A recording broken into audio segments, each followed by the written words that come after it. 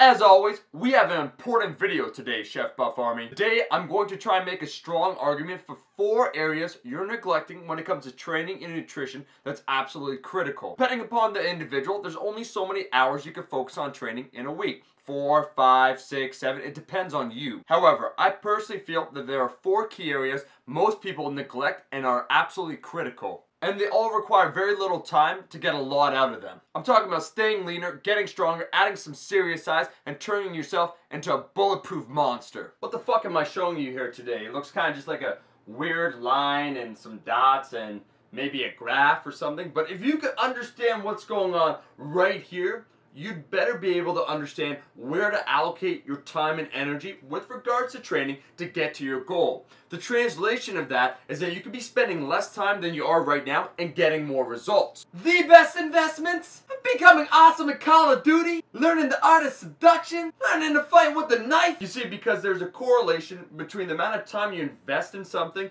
and the amount of output that you get. In this case, when it comes to training, we call it skills.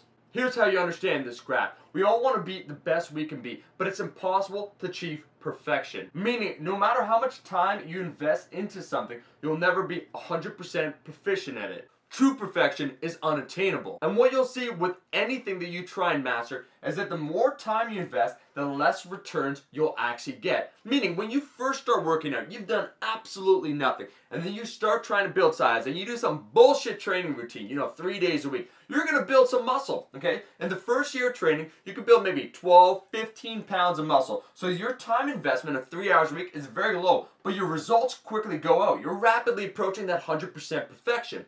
However, as you invest more time in your second year of training, you're going to build less muscle. Third year, less muscle. From maybe 15 pounds the first year, second year might be 8 pounds, third year might be 4 pounds. Before you know it, when you're in your 9th year of training, you're barely accumulating maybe 1 to 2 pounds of total muscle, which is why there's that end curve. So as you're investing more time, 30 years down the road of training, you're going to be building minimal amount of muscle, if that. That's not a bad thing, because if you understand what's going on here, you could better spend your time towards achieving your goal. Some areas, because they're so underdeveloped for the vast majority of individuals, the time that you put in, you get a major return on your investment. These are the 4 areas I believe that everybody is really lacking on with regards to training. The first is mobility. Most people are walking broken bodies, meaning you sit on your ass all day, you're not mobile, you're at a severe risk of injury when you train. And most lifters at some point in their life will experience multiple injuries: shoulder, lower back, hips, whatever the case might be.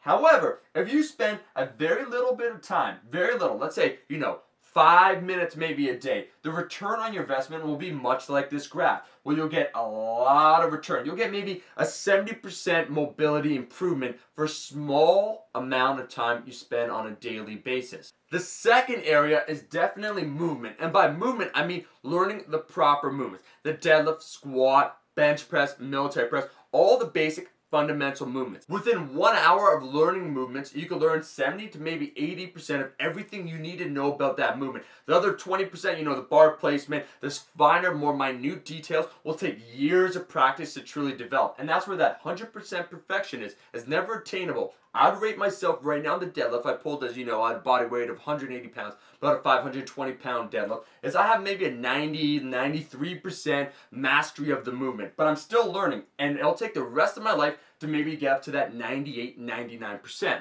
However, as a beginner, that's why it's a great return on your investment. You spend 1 hour and immediately you know about 80% of all you need to know about the deadlift and squat. You spend that 1 hour, you'll never injure yourself doing those movements. I'm going to talk a little bit less with regards to the other 2 areas to keep this video short, but when it comes to condition, yes, we're talking about cardiovascular work. We're talking about not turning you into a fat ass. You see, if you do it several times a week, some hill sprints, 400-meter sprints, whatever the case might be, 5, maybe 10, 15 minutes, 3 times a week, so about a 45-minute total time and investment, you'll greatly reduce the amount of body fat you accumulate when you're trying to build size. The translation of all that is if you spend 15 minutes 3 times a week, you won't have to have, a 12, 16, 20 week cutting phase at the end of your bulking because you turned into a fat ass. By doing the conditioning work, it's going to minimize your fat gains. So by taking just 5, 10, 15 minutes a couple times a week, it's going to greatly reduce the amount of body fat that you accumulate. Last topic, the central nervous system.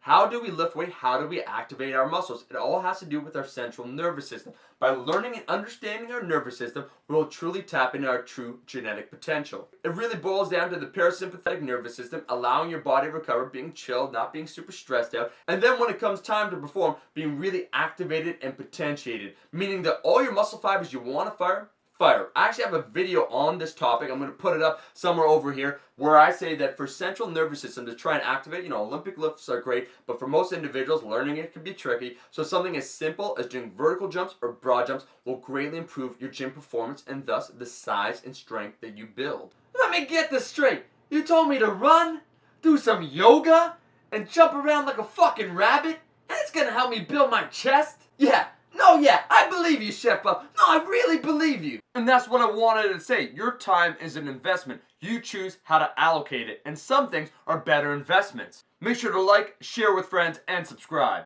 And my venture capitalist, I'll be seeing you in the next video.